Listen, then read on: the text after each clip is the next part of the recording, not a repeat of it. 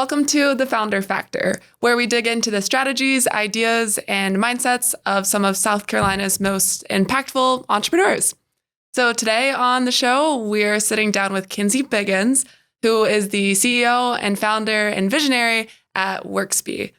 So I figured we could just start off by hearing a bit more about your company. Tell us what you do and what the company's all about. Perfect. So thank you for having me, first of all. Thanks for being here. And we are in this really inflection point where we are evolving. So we started off as a virtual executive assistant service, and WorxBee is currently evolving into an administrative solution service. So offering service not just for virtual executive assistants, but also virtual assistants. In the future, virtual senior executive assistants. Going into the healthcare space with HIPAA certified administrative professionals, and even certifications now where we'll be able to certify exactly what skill set your administrative professional has. Gotcha. Okay, interesting. So what types of companies are you working with then? You're kind of like a matchmaker between executive assistants and companies? That's exactly who we are. So I tell people all the time, especially your executive assistant is your closest relationship to your significant other. Mm-hmm. They know everything about you. So yes, we play matchmaker in the center. We bring science into it, but we also are very human-centric in looking at how that relationship is going to work long-term. Okay, I see. And then what services do you offer just so I fully understand, on the executive assistant side? Like, are you training them or are you taking people that are already executive assistants and just matching them? We're kind of doing the full thing. So when you think about the virtual service side, we're pairing based on how many hours a customer needs and support. And then on the EA side, we're offering them community, we're offering training, offering the certifications. So everything that they need to really be high functioning in their role. I see. Okay. I bet COVID was pretty big for your business. It was. So like everybody, because everybody looks like, oh, COVID must have just been we loved this wonderful thing. And I'm like, COVID had its hidden blessings. Yeah. But the beginning was tough because for a lot of our customers, it was how are they going to stay in business? So a lot of our model shifted to how do we help our customers run virtual businesses? Right. We've been virtual, 100% virtual since 2017. Okay. No, 2015. I'm like, that didn't sound right. Since 2015. So way before it became popular. Got it. And we knew what needed to happen in order for someone to run a remote business, virtual business. So it became an education for, hey, EAs, how do we help all of our clients? How do we help them stay in business? How do we help them continue to not only maintain the revenue, but hopefully increase their revenue because they know how to make this transition that other people were kind of muddling through. But like everybody, the beginning was rough. A lot of days sitting in the corner of my office, staring at that corner, wondering what was going to happen, calling about that dang on PPP loan, which is like a trigger word for me to this day. I believe it. Yeah. And then towards like Q3, we turned a corner and all of a sudden people were like, oh, wait. Maybe I've worked with you in the past or a friend told me and I actually need this level of support, but I just don't need this level of support. I need someone who actually knows how to do it virtually. Okay. Yeah. What a cool story. So how did you get started with this? Like, what was your journey to founding this company? It's not a clear journey. It's not never is. It's not like, oh, I was an EA and I've always been EA. I've actually never been an EA. My parents had executive assistants growing up.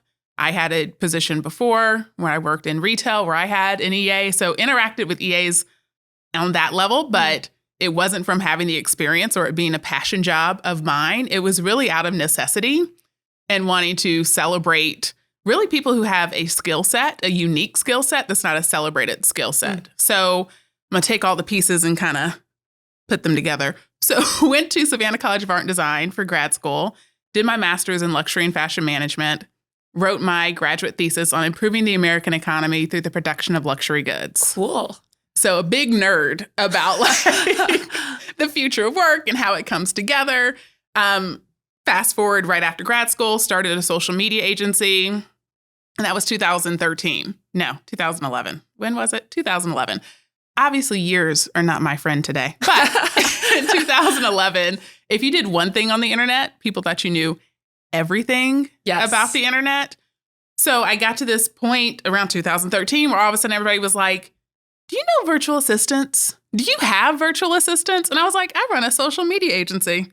Why would I have virtual assistants? You're digital. You get virtual things. You'll just figure it out. How it goes. So kept getting the question, got the question enough where I stopped and was like, maybe I should figure this out.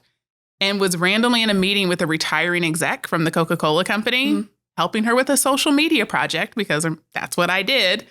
And she was like, hey, I have a meeting in 30 minutes and I don't know where I'm supposed to be. And I was like, okay. What? And she was like, I retired this week.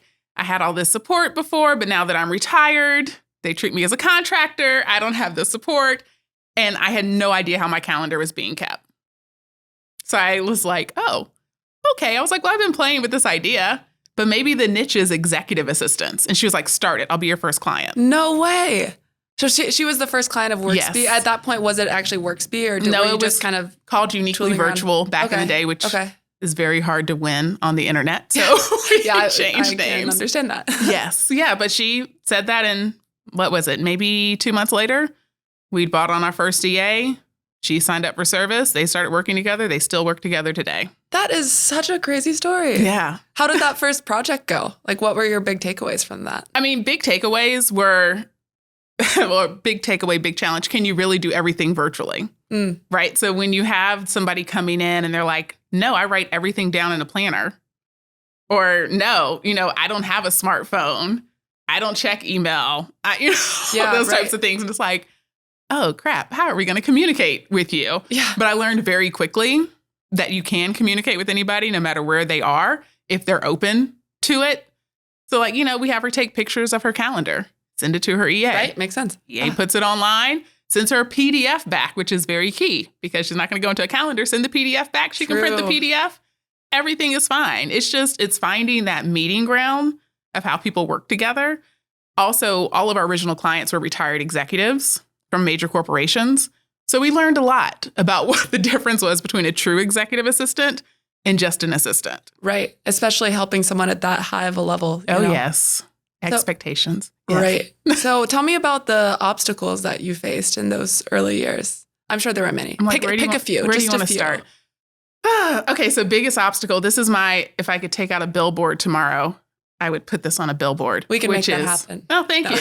Okay. When I follow up, like, where's my billboard? Biggest obstacle, not every company has to be a tech company in order to be successful. I wish I could clap on that clap. one. Why not? I don't know how that sounds over the mic, but yes. I think it is one of those things, especially I started my company in Atlanta, 2013, 14, 15 era. It was like, if you're not growing a tech company, you're never going to scale and you're never going to do this or that. But at the end of the day, it's like, how to use technology to enhance your business versus it just doesn't have to be about that one solo product. Right. And especially then being a Black female trying to raise the money needed in order to grow a tech business, it was not happening. I mean, where were you at this time? Were you in Greenville? I was in Atlanta. Okay. Yeah, I moved to Greenville in 2017. So you were trying to raise money around that area? Mm-hmm. Okay. Got it. Yeah, it was not happening at all. And it was frustrating, but, then taking a couple steps back and being like, you know what, we don't have to be a tech company. We can be a service business. Mm-hmm. I think it's also the double standard, which I think, anybody who falls into that minority bucket experiences some type of double standard at some point in time. But it was that double standard of, well, are you a tech company or are you a service business? And which one are you going to be? And I'm like, well, I'm getting that question, but I just watched you fund these other folks and they didn't get that question and they're teetering that same space. Yeah. So it's almost like it's not just the challenge of trying to raise money as a Black woman, but it's also the challenge of you're being held into a box. And when you're somebody who is innovative and bringing great ideas, and I've actually seen a ton of friends have these amazing ideas, but they couldn't get the funding and the great idea ends up going away. And then 10 years later, someone's like, I have this new shiny idea. And I'm like, no, you don't. Yeah. it's been done before. Right? Someone else thought better than you actually. Yeah. But yeah, it's the conflict of you're trying to grow this business, you're trying to play nice, but where is the funding coming from? Also being very realistic that whatever funding I receive may be like a fourth of what somebody else would receive who doesn't have the revenue. Or, it's an interesting space to be. So, yeah. How did you deal with that? Like, how did you keep your head up with that? I mean, I'm sure that was just so frustrating. Oh, beyond frustrating. I mean, so I feel like I was lucky that I had a free place to live in my parents' basement. Great. Right. Yes. So lived in their basement while I was in grad school. When I started the social media agency, it was like, well, I still stay in the basement and keep growing. And then Right. when the idea of what was in Uniquely Virtual came about, it was like, do I really work on growing this company, or do I live like an adult out on my own in an apartment? And I was like, okay, let's just focus on running the business. So I was lucky from that aspect, because a lot of people don't have that option when they're starting a company. Absolutely. So being able to have that option, being able to be their personal chef so I could feed myself, just all those steps, and finally turning that corner to say, you know what, we're just going to be a service business. How do we understand what the break-even equation is to really figure out what we need to operate? Which I have to say, everybody should have a break-even equation for their business. Like, it saved us during the pandemic. Can you walk us through what that looks like? Yes. So actually, what's his name? Rich Clays, who's here in Greenville. He was a part of the Minority Business Accelerator, taught me the break-even analysis. And I tell him all the time, every time I see him, I'm like, you don't know what a difference he made in my life and the 50 million other people I've told about it. So basically, you break down what are your set costs that you're spending each month, but then also what are your variable costs. As far as, you know, for our EAs, there's a variable cost of every customer that we have sign up with us versus what we're paying the EAs versus what we're having to pay to process their payment. And a lot of people are only looking at those fixed costs each month. They're not taking into account that variable cost, which can throw everything way off. Like $1 can make $100 difference depending on what your variable costs are. Are you looking at your personal costs in that too? Like what kind of lifestyle you want to live? That's something I've always thought about over the years, is owning a business. You know, like how does that factor into the equation? Like what did that look like for you early on compared to that goes back to that fundraising piece, right? Like I feel like people see the entrepreneurs who have the fundraising, who are leaving these big fancy businesses and big fancy lives because they're paying themselves well out of some of that money that they have used in funding their business, right? Yeah. Versus, I told somebody years ago how much money my husband and I were essentially living off of a month. And they were like, how? And I was like, well, you figure it out. You got bills to pay. You need to keep moving. You figure it out, right? I think a lot of entrepreneurs aren't paying themselves as much as people presume they are. But I also have this life rule that no one wants to do business with a busted entrepreneur. That's great. So we all show up looking fabulous and buttoned up and put together no matter what's going on in life. It's so true. No matter how little we're paying ourselves. We're like, I'm here. How little sleep. Right? Because that's what everybody expects of us. So it's interesting. I am getting to a better point now. It also comes from my COO scolding me around like, no, like you actually need to pay yourself. Well, that's awesome that you have someone else kind of being that voice. It can be so hard to do that for yourself. Yes, it is. And it's one of those things too. I think women sometimes have a harder time paying themselves. It's also something where if something is going on with the company, like when the pandemic started, who's the first person whose pay goes away to make sure everything's okay? Exactly. Me. And that's fine. I always say that's the biggest difference between a not-for-profit and a for-profit. You know, a not-for-profit, people aren't going to stop paying themselves. Right. Because that's not how the business model is set up to operate. Yeah, it's definitely the easiest way to cut costs. Just go ahead and slash your salary in half and you're good to go. Right. Not the healthiest attitude, but it's what we do. Yeah. Yeah. It is indeed. So when you look at your own personal development as a leader, as a visionary, I know that's a word we used before. Where are you, what would you say is your biggest shift from when you started the business to now? Ooh. I mean, so one of our core values is being a student of your craft.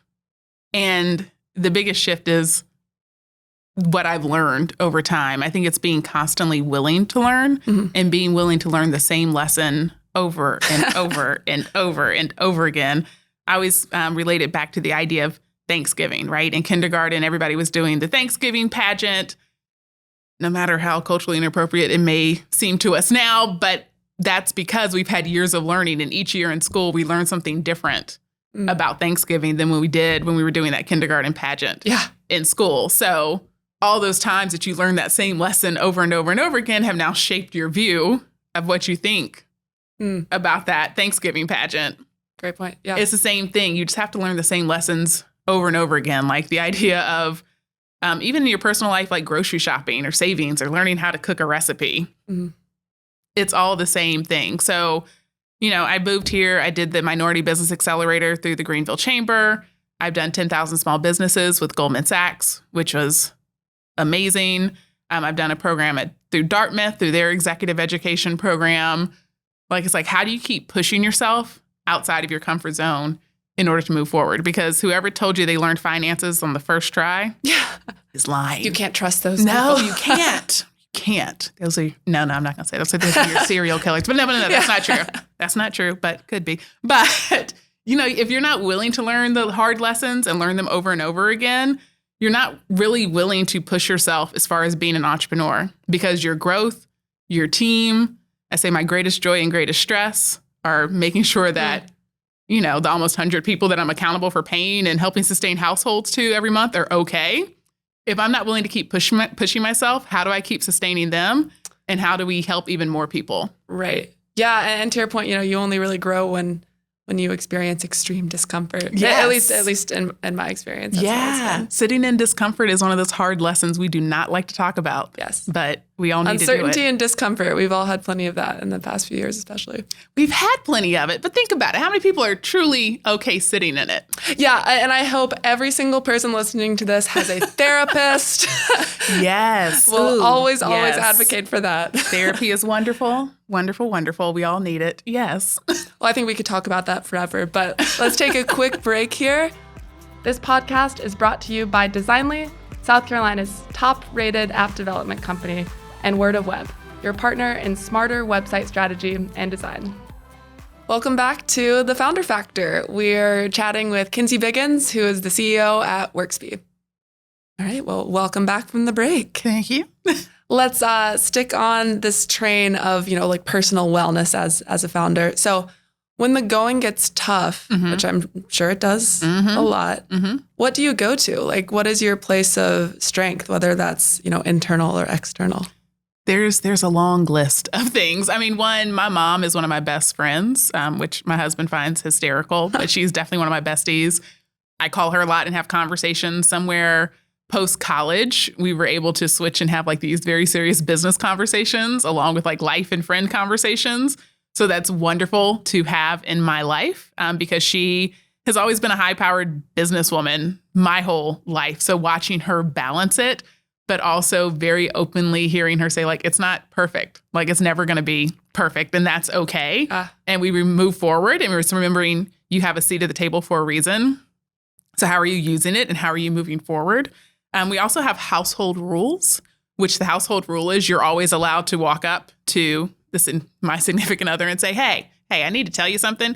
I don't want your advice. I don't want your opinions. I don't want your feedback. I am simply venting. I will let you know when I'm done venting. You're saying you do this in your own household? Oh, heck yes. Yeah, no, that's a great idea. Because one of the biggest frustrations as entrepreneurs, you go and talk to somebody and they're like, I've never run a company, but I'm going to tell you what you need to do and all the things you're doing wrong. And you're spewing venom at them. I didn't seriously, ask. Right? I just need to tell you what's going on. So we do have that rule, which is great. I do try to take moments. So my neighborhood is great. We have porch cocktails on Friday where we solve the problems of the world. So it's nice to just disconnect with people who aren't in my business life at all. But it's also working out and all those things you hear, the whole working out, eating healthy thing. The thing is, I'm not a man. So those articles you read, they're I get up at 5 a.m. and meditate on the side of a mountain. And then there's a smoothie magically waiting and my clothes are pressed. That's not real life. There's a household to maintain. There's I always wonder when I read those. I'm do you really do? Right. But I also think, what would life be like if I had the brain space to only think about WorxBee because everything else was just magically done for me? Maybe that's my next company, or if someone else wants to create it, I'll be a customer. But it's just being realistic and acknowledging what all has to get done, giving myself lots of grace, because I also find we don't give ourselves grace in a lot of spaces, especially women. Definitely. It's way too easy to be self-critical. Oh, yes. Got that nagging voice inside your head. It's you could be doing better or do more. Yeah. And I think there's definitely that pressure of entrepreneurship too that weighs on you a lot. Yeah. My COO is also a female and she does a whole lot better job at building boundaries than I do. So she's also kind of a motivator, okay, how do I stop the day? Yeah. How do I take a moment? How am I not sorry about taking vacation. Yeah. Does she help hold you accountable to that? Like, have you found any ideas from Oh, that? yeah, she definitely tries. She's like, why are you responding to this? And even just having, we talked about therapy, but I also think having a business coach who is not a yes man. Like a lot of people find coaches who are just going to make them feel important. Mm-hmm. But having a coach, my executive coach, before I was going on vacation, I was like, well, I'll check in the mornings. And she was like, I'm sorry, is there somebody else who can't do that for you if you're going to be out? That's awesome. I think, part of the challenge is not us internally. It is us internally and how we view things, but it's also us as customers when we're interacting with anybody else, remembering that they're humans on the other side of it too, and thinking about how we interact with them. Because during the course of the pandemic, I feel like the idea of giving each other grace, it got lost somewhere. Like, it was like we were in this bubble of like, oh, let's all be kind to each other. And then all of a sudden it all went out the window. So how do we as customers think about every interaction we have as far as like, that's a human on the other side and they deserve time off or they deserve a moment? It's interesting being a woman growing a business because I run into a lot of men who are like, no, you have to do this for me. And I'm like, do you do that in your own business? Oh, funny. Yeah. And they're like, no. I'm like, so why do I have to be the one to do that for you? Yeah. So, and how we look at giving grace, because I think it's easy, female guilt, a heck of a drug, but I think it's easy to like fall into this trap of I have to be everybody's everything. Because I feel like that's how lots of women are conditioned. Yeah. Or like, that's my life, worth, Right? Like, I have to show up for everybody. But cutting those boundaries is tough because then you have these other folks who are sweeping in like, no, you have to be my everything and you should drop everything. And who cares you have an important meeting? Mm-hmm. Just show up for me for 15 minutes and then I'm not even going to be a customer. Like, right. It's finding that balance. And that also, I think, a little hidden anger about that sometimes helps me create We all need a healthy dose of anger, just sprinkled on top of that guilt. Healthy anger dose and of guilt. anger, reminding Perfect. people you're crazy every now and then. It all balances out. How do you instill these values in your own team at WorxBee? Yeah, so my team does a much better job than I do usually because I do work for how are you maintaining balance. Also, we've put EOS in place, Entrepreneurial Operating System, and EOS talks a lot about what is your EOS life. So it's not just about the work that you do. It's also about the things you do in your personal life. Can you explain briefly what that is just for people that don't know? Yeah. So it's an operating system for how you operate your business. It's not, and I like to say this, it is not a management magical leadership tool to give you this team of people who magically know how to run your business and do their jobs every day. It is a system for like, how are you meeting? How are you measuring? And how are you building an operating system that's really ripe for traction and success and growth? Mm-hmm. Yep. Very cool. I've been dabbling in that myself a little bit lately. I think it's a great idea. So now going back to your own personal journey with the business a bit, what is the scariest decision you've made so far with WorxBee? So many.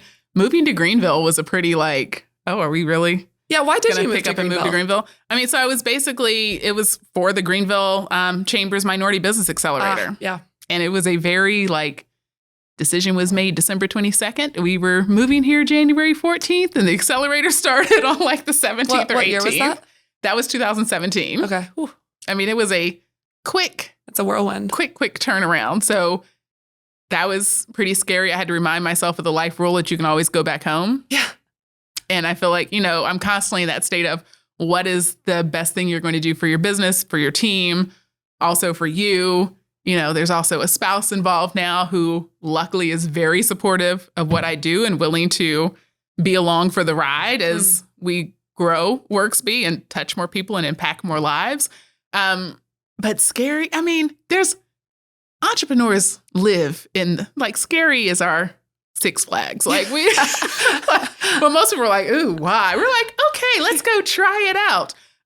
So scary is relative. Yeah. It's like a weird version of thrill seeking. Yes.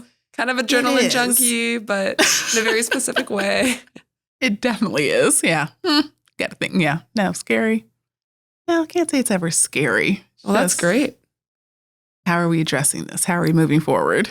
Just uncomfortable and different and uncomfortable, different, but I think life would be super boring if I was not doing this. My mom and I always have the conversation of where would I work if I was not running WorxBee? Oh, do you know the answer to that? Hell no. Excuse me. Heck no. It's okay. I mean, I don't know. I spend a lot of time thinking about my time in corporate America and where would I be right now if I had not taken the leap into entrepreneurship, because I am an outside of the box thinker.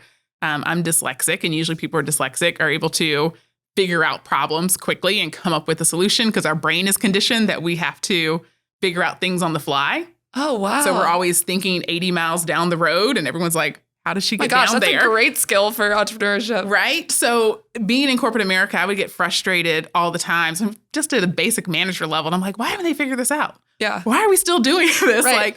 But I got this a week ago. Right? There's this place in middle management where that's not necessarily appreciated. Like, you need people who are more systematically embracing of here's the process versus I want to blow the process up and start over. Yeah. Mm-hmm. Yep. So, knowing what you do now, is there anything you would have done differently when starting out? Absolutely not. There's been a lot of money wasted. There's been a lot of time wasted. There's been a lot of frustration. There's been several tears. Only several. That's good. My husband's like, you're the most non-emotional person ever. I only cry if I want to do something that I know is inappropriate for the situation. So this is an extreme example, but if I ever wanted to punch somebody, I'm not a violent person, but if I ever did, that's what would make me cry. Because I'd be like, I can't do that because it's not appropriate. I want to, but I won't. Right. Even during our wedding planning, the wedding planner's like, do you like it? I'm like, yeah, it's great. He's like, why aren't you crying? What's, I'm like, what? It's great. What do you want me to do? Gosh. So I'm not the most emotional person out there. I really have to work to be like, yeah, excitement. It's just, I'm not stoic. I make myself sound super evil. I'm not. I'm just here are the facts. Here we go. Right. But that was a lot for a few tears. Anyway. No, I love it. I wouldn't change. Yeah, I wouldn't change anything because if I didn't have all these lessons, I wouldn't be where I am now. Now, mind you, I go back to a lot of money that could have been saved if I simply knew some things. If we weren't trying to build out a platform before we even knew what we needed or what we were looking for necessarily or what all was possible. Even when you think about how far technology's come and how we could invest now versus how we would have invested back in 2015. So different. But in the same breath, if you don't go through all those things, how do you learn the oven's hot if you don't touch the oven? Yeah. That's the perfect analogy. Yeah. Yeah. So, yeah, for the journey it has been, I wouldn't change it. Yep. Well, let's do one more question here. It's a question we like to ask all of our guests. Okay. Now, given that our podcast is called The Founder Factor. Yes. In your eyes, what is that one thing that makes for an impactful entrepreneur? So one thing I always say is you really, really, really, really times 150 have to like people, because at the end of the day, it is about people. It's about a human connection. You're not out there doing it alone. You have to have customers. You have to have a team. You have to have people around you. You have to really, really, really like people. And you have to remember that it's not just you alone. If you figure out some magic sauce, why would you not share that with your peers? Yeah. And we as a community have to be willing to come together and share and support each other more. So one of my factors has definitely been the fact that I am willing to share with people. Mm-hmm. So therefore, they are willing to share with me, which has helped me progress and grow. But also, I do really, really, really, really like people, because people will test your ability to like them when you're running a business. That is definitely true. Well, what a great answer. Thank you. Well, thanks for joining us today, Kenzie. Thank you for having me. Appreciate your time. Yes. Well, this has been The Founder Factor. Thanks for joining us today. Feel free to follow along with future content on Spotify, Apple Podcasts, YouTube, wherever you get your content. All right, see you next time.